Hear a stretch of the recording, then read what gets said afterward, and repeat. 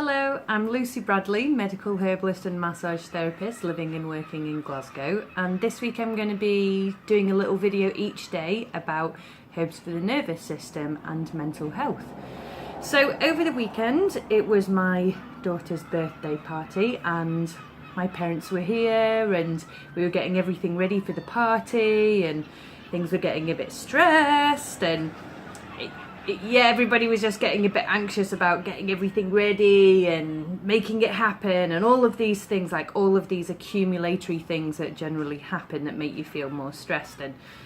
And my mum was sat here in the kitchen and she was like, I think I need a dose of herbs. So she had a little tonic and she had a sip and I was like, yeah, I need a dose of something too. So I went over to my dispensary, which is just in the back there, and I just looked at it straight away and I just was like, first herb I'm going to choose, ashwagandha.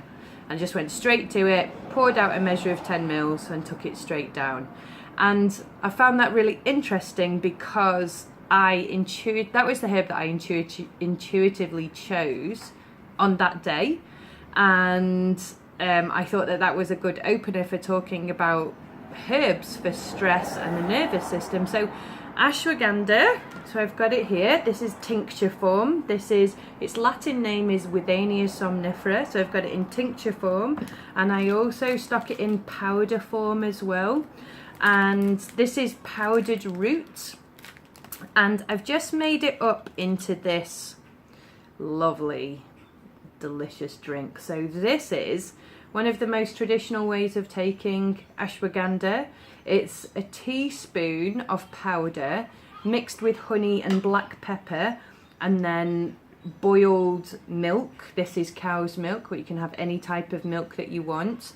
And you have this, and this is the most restorative way of taking this herb. So ashwagandha is an Indian herb, and it's thought to be equivalent to ginseng, the Chinese ginseng, but not as expensive. It's much cheaper than ginseng.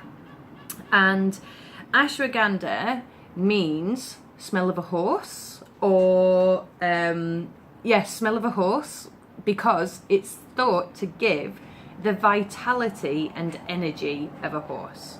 Now, I don't know about horses that much, whether they're the most vital animal on the planet, I'm not sure, but it's definitely certain that this herb is very restorative. So it's really great where there's people who are debilitated by chronic diseases, so people suffering from overworking really depletes your system, or from lack of sleep or nervous exhaustion. So I see a lot of people in my clinic who are kind of at their wits' ends. Lots of things are going wrong, and they're usually suffering from sleep problems. They've got really easily triggered into stress or just in a constant state of stress. And this is one of those herbs that I would definitely use for helping to bring people's stress levels right down, and at the same time giving them a lot more support, nutritive support, through using this plant. So you can take it as a tincture, you can take it as a single tincture, so you could take 5 mils twice a day or 5 mils twice a day, or you could take it as this lovely drink, which is great to use at night time. And I remember when I was training to be a herbalist, that this is one of those things that I would drink every day before going to sleep, because one of the other things about ashwagandha is that it's very good for helping to promote a deep, calm and dreamless sleep. So it really helps to get your sleep back on track. And once you've got sleep back on track, then of course the nervous system can start to settle. So